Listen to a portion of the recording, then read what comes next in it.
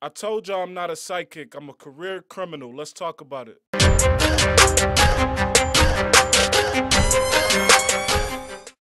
Yeah, what up, y'all? It's the Crown Prince, aka Mr. Anti-Goofy. You already know what not to do in my comments. Now, your favorite clout-chasing lawyer is back, and this time he has a real lawyer present to disprove everything he's been saying for the past 6 months. I can't even count on 10 hands how many people I had to argue with in the comments over this lawyer. I told y'all a million times he is not a criminal lawyer. Now, I'm not going to talk too long. I'm just going to let the lawyer speak, but I gotta get into these quick I told you so's. The biggest I told you so is about whether or not after a person has pled guilty, is it possible for them to not be prosecuted on those counts at sentencing. And I'm going to let the lawyer explain that not only is it possible, but it's happened many times in history. This is not something new. The second I told you so is about the amount of time that Tekashi could get away with. In the conversation, the lawyer goes all the way down to a year, based on the level of cooperation that Tekashi provides. He also talks about the fact that Tekashi may be snitching for 5 to 10 years in the future.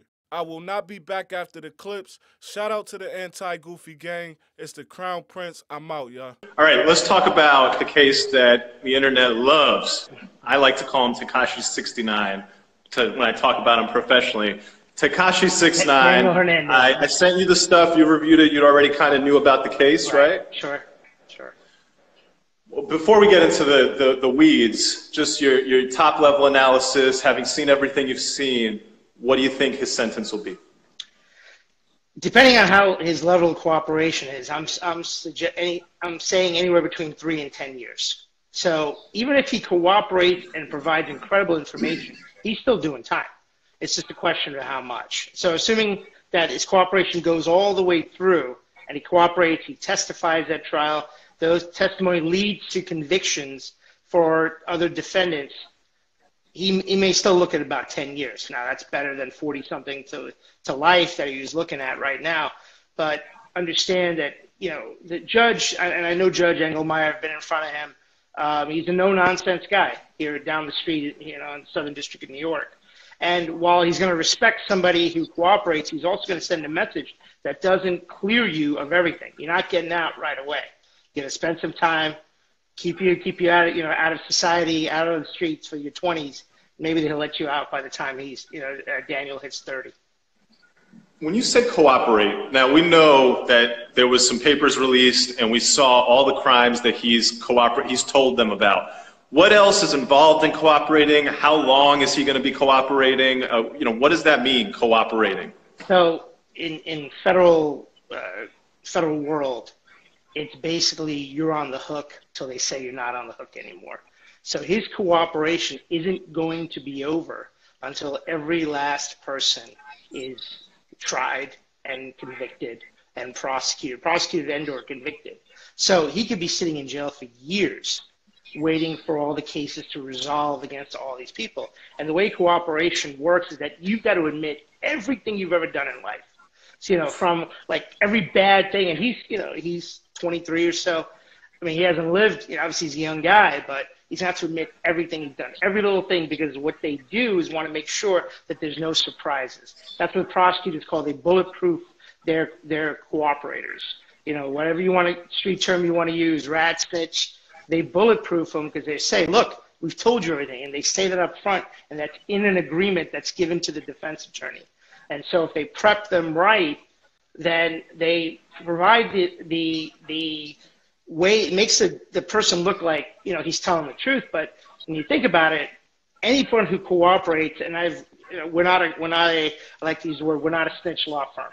So whenever somebody cooperates, understand their life is on the line.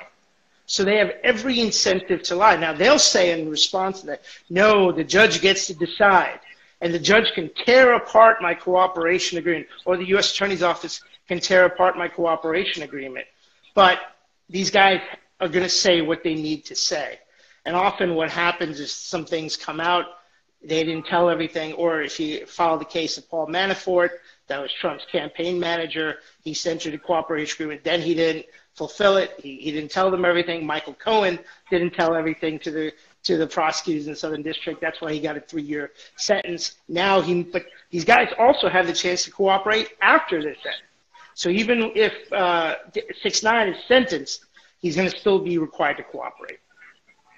So if I'm getting that right, the people that he's telling on, until their cases are resolved, he's probably going to stay inside because they're not going to sentence him until they see the results of his cooperation? Right. So they in those cases, you ready, are not just at the trial level, but on the appellate level. And if there's stuff that goes, that from that one investigation leads to another, and he knows something about that, he's going to have to testify on every single thing he may know about or provide information about, and they're not going to let him off the hook until that's all over. So we're talking 5 to 10 year process. Shit. So, there was that transcript, I sent you it, and everybody was reading in the transcript. The prosecutor is talking about, he's talking about the agreement, and he says something like, in exchange for the defendant, Daniel Hernandez, doing all these things, we agree not to prosecute. And then he goes on and says, the terms of the deal and that, they haven't made any promises and the judge will set a sentence. So can you help us square away those two statements? How does one guy in one breath say, agree not to prosecute, and then in the next breath talk about how he's going to get sentenced? So right before that sentence, it says the defendant's obligations under this agreement are as follows: that he shall truthfully, completely disclose everything. And then it goes, if he does this, the office, as this is detailed on pages 4 and 5 of the agreement, agrees not to prosecute the charges under counts 1 through 9. So in order to get to that point of getting some charges dismissed, he's got to provide all the information and then cooperate for eternity. He'll probably be cooperating until he's in his 30s. So he'd sit there until the cooperation is done. Yeah, he's not going to get out. Is there any case that you've ever heard of where someone pleads guilty to the 9 crimes that this guy pled guilty to, 47-year minimum? Is there a case in history where somebody has managed to get those 47 years down to like a year or 2? Yeah, there are. There are. I mean, it really is going to depend. There are a lot of X factors here. So, a guy like, if you remember the case of John Gotti, Teflon Don, the big mobster king, Sammy the Bull Gravano testified against him. That was his hitman, who had personally killed a bunch of people. Eventually, Gravano got out. Did some time, and he got out. So whether it gets down to 1 or not, I mean, is that possible? Look, if the level of cooperation is so much that he takes down, let's say, another gang or anything along those lines, then, now you start weighing things, and the judge starts weighing things. The prosecution may or may not make a recommendation as to the total amount of years. They'll say, we believe he should get either X amount of years, or they'll just say, Judge, you're allowed to sentence him below the guideline, leaving that up to the judge. So if the prosecution actually says that, that's an indication to the judge that he can give this guy probation if he wants to. Wow. If the government says, leave it up to you, Judge. Wow. So a follow-up question on that. Would the prosecution, in the context of negotiating the plea bargain with the defendant, would they give him any indication of, hey, if you give us all this information, you could get a sentence that's down to, a year, 2 years, time served? They're not supposed to say that. Whether they did or they didn't, it really depends on the fish they want to fry. What they will say is that your cooperation could lead to a non-jail sentence. We make no promises. Understand that it's only the judge, and that's written in the plea agreement, in the cooperation. Only the judge can sentence you.